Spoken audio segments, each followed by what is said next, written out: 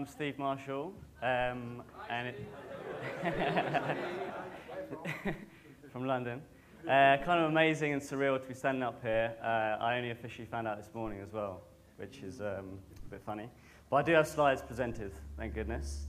So to share my story really, let's start. So my thing's always been about doing professional HMOs, so I'll lead into how that's come about. So we'll start with why I joined Mastermind, which is why some people at the back might be thinking about now.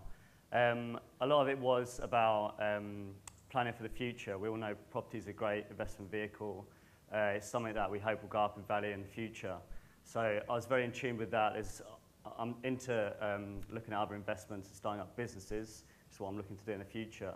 But I wanted to have a number of areas where I might be looking at investment vehicles in my life. So property was obviously going to be a big element of that. So I got in tune with that and started looking at how can I educate myself about that. Came across Simon's Property Mastermind course, primarily through his book, realised the scope of stuff you could do, did this one-day course, did the accelerator course, really opened my mind as to what was possible, and hence decided I'd join Mastermind.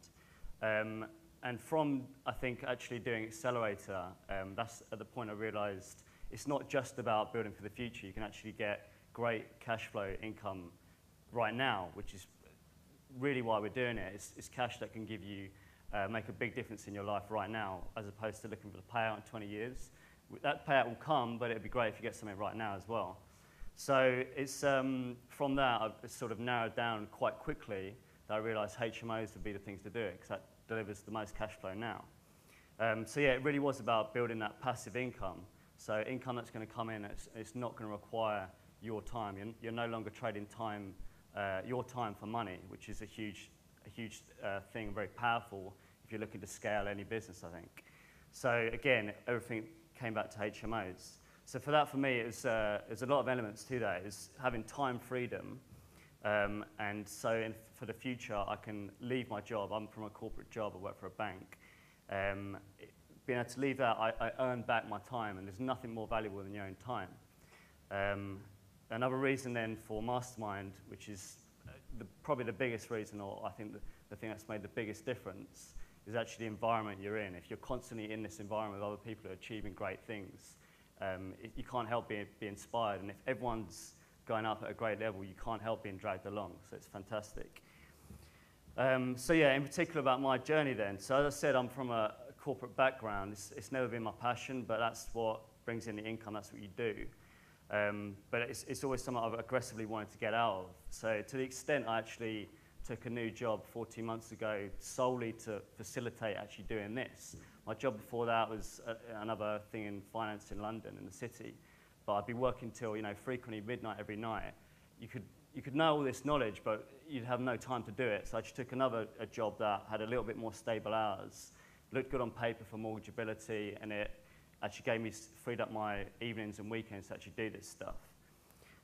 So as I said, yeah, so I instantly started focusing on HMOs. I initially looked around other areas of the UK. I was looking in Sheffield at the start of the course, because I'm based in London. I thought you can't really do all this stuff you learn about in London. Prices are too expensive, you can't get B&Vs. So I was looking in Sheffield, but the proximity soon became too much of an issue. So I gravitated back to London and started working out ways I could actually do it. And it all started with my first purchase. I actually started the process as a first-time buyer, so I didn't even have my own place. So I figured if in London I'm going to buy my first place, if money's going in and money's staying in, I'm going to have to do it as a HMO, otherwise to justify it. So my first purchase was this one here. It's a 5-bed flat in Docklands, which is where most of my purchases are now. In fact, all of them. I've got the floor plan there. I've become completely obsessed with floor plans. This is the first thing I look for if a property's on with the agent. So yeah, my real minimum I've realised is 5 beds or more, and actually everything since has been a 6-bed or more. So yeah, this is my very first purchase. It's purchased for 350,000, which sounds like a lot. I'd agree with you, but the rental is really high on it as well. So whilst the purchase price might be higher, so is the rental. So So it's just a numbers game, really. And what it all comes down to is the ROI. So I've not started this process of a load of money. In fact, I came back from traveling about a year and a half, 2 years ago with 4K of debt. So it's not been a position where I put money in. So I've always gone out and worked with JV partners who are looking for a great return. So if we look at some of the numbers on this one, I don't know if you can see that there. This is bought on a residential purchase since I'm living there myself, which has helped me get a better loan-to-value ratio. I've got on an 80% mortgage. I live there myself, and I rent out the other 4 rooms. So, and the interest rate also on a residential purchase is also going to be better. So the rental with me in there is in 2,800. My mortgage I'm paying is 1,000, and other costs is about 700, which sounds like quite a lot as well. It's because there's some service charge. But that leaves cash flow of over 1,000 a month. That's with me living in there. I also pay an investor for that, so the total investment on that was in the region of 80K. I give my investors a fixed 10% return. And I'm left with a residual. So even on my own property, I'm making cash flow every month. So anyway, this model was rolled out, and the journey I went on in Mastermind, the first 6 months was probably the hardest, and there's a lot of ups and downs, and you are going to go through struggles. A big turning point for me was when I brought my best friend into my business, into my property business. He's got very similar goals to me, similar aspirations, and we bounced off each other really well. So that's made a huge difference in terms of my overall activity and what we've been able to achieve. And through building up really great contacts with agents, I was able to source another property, which is this one, and that's my business partner's next house as well. So he's doing exactly the same thing as me. It's a 6-bed house, again in Docklands, 4 en-suites. We cater just for the sort of higher-end professionals. There's a huge demand for it in London, again, so that's one of the reasons why your rents are going to be high enough to justify quite a high price tag. Of course, you're going to have to try and get the property for as cheap as possible. So I've sourced solely through agents, and through that, I've built up some really good agent contacts. And one of them has been absolute goldmine, really, because they've had a property company flogging a whole load of their properties, which are all converted to HMOs. They did about over 100 in just before the credit crunch. They had borrowed commercial finance to do this, but they got themselves in a bit of trouble by selling some shares in their company, which was against one of the covenants they had with their lender. So when the lender got wind of this, they recalled their loans within 24 hours notice, which obviously they were unable to do. So they had to reach an agreement that they'd sell each one for a certain price, which is actually below market value. I'm not going to claim it's 25% below market value, but below market value for London. Anything below market value in London is pretty good in my opinion, especially a HMO, which yields such great returns. So from developing quite a very trusted relationship with this agent, I was able actually to see the full list of what these, the full portfolio. I was able to cherry pick, if you like, which ones were going to work for me. And as I said, the way I finance it is working with other people's money and giving them a great return. So the important number for me was always, if we look at the numbers for this, if you look at the column on the far right, this again is on a residential purchase, but if you look at the column on the far right, it's what it would stack as just a HMO, as a buy-to-let mortgage, and that's what is the real key for me. The ROI that I look for is a minimum 20%. So I'm able to pay 10% to an investor, and the residual is to me. So anything has to be 20% or more. And likewise, all of these today have stacked in that region. So for example, one day, likewise in my purchase, likewise with Nick's purchase, we're not going to live there forever. One day we'll move out, and they will be stacking as the pure investment property. So this one, on that basis, will cash flow 1,750, paying an investor 10%, and the residual is left for me and Nick in this instance. One of the funny things about this one is actually Nick's also joining Mastermind 12, so if any of you guys at the back are thinking about that, you'll see him on that course. But the funny thing, he's also looking to do we're both looking to leave our jobs.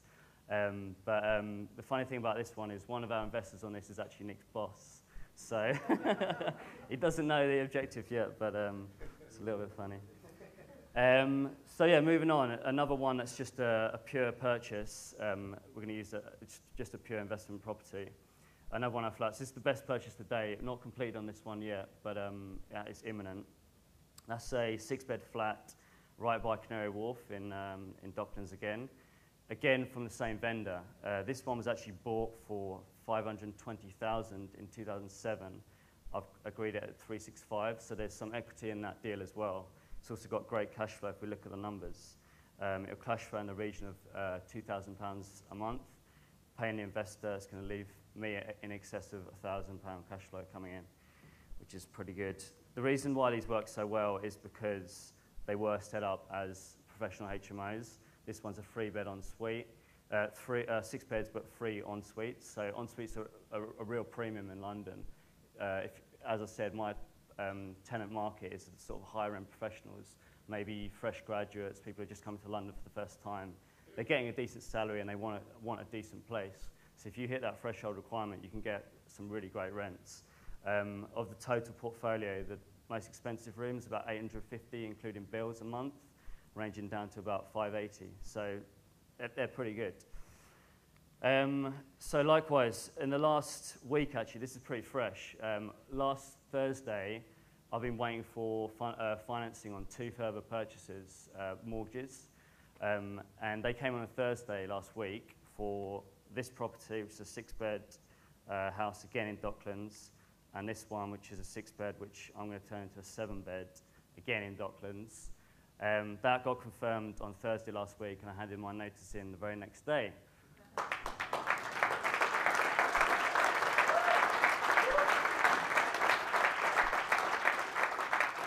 So yeah, that was always my objective from Mastermind, was to get out of my job as soon as possible, because it is your time that's the most valuable thing. So having that goal, and it's always been really focused on achieving that, somehow it manifests itself, and you can make it happen. So that's the message I say. Set your goals really clearly, and it is possible.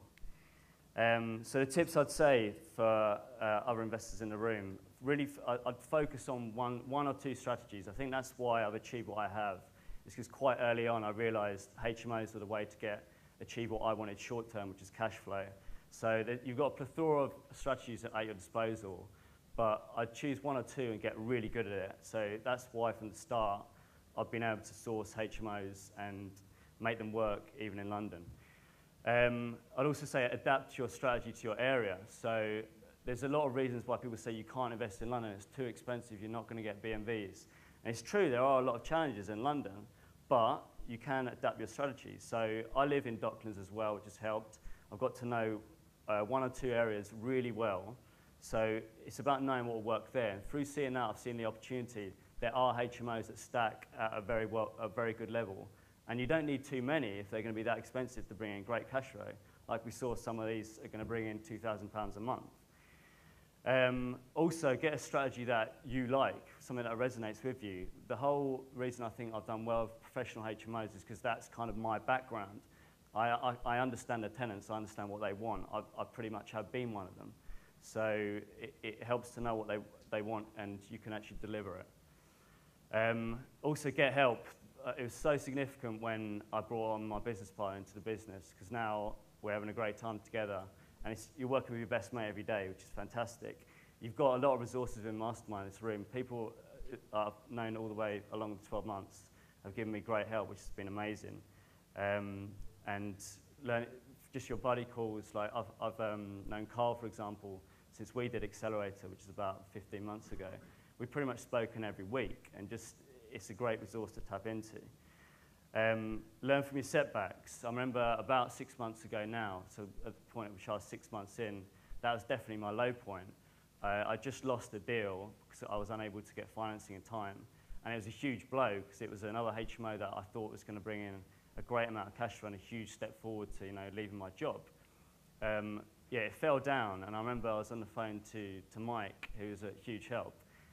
Virtually on the verge of tears to the guy, but he really sorted me out. But a great learning from it was this flat. It was a 5-bed flat, which they'd gone into the loft and actually extended out the back. And when I was in the flat, I was thinking at the time, I didn't understand where all this space was coming from.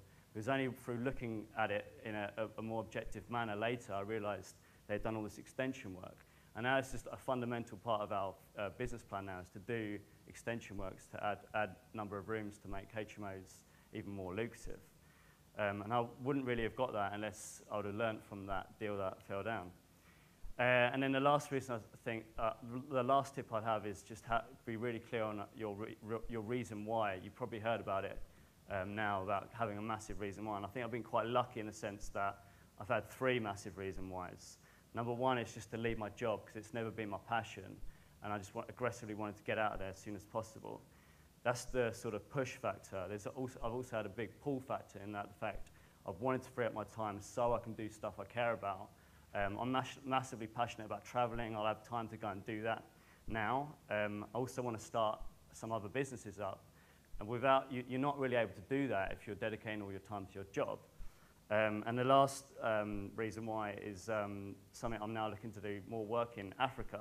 I volunteered there about a year and a half ago, and I was able to go back about a month ago.